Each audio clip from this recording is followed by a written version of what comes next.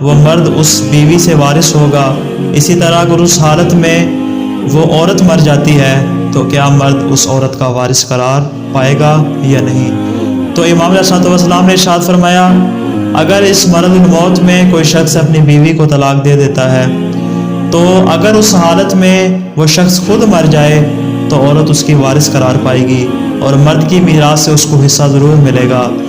اگر اسی حالت میں عورت مر جاتی ہے لیکن مرد زندہ رہتا ہے تو اس صورت میں وہ مرد اس عورت کا وارث قرار نہیں پائے گا اور اس عورت کی میراث میں سے مرد کو کوئی حصہ بھی نہیں ملے گا، اس لیے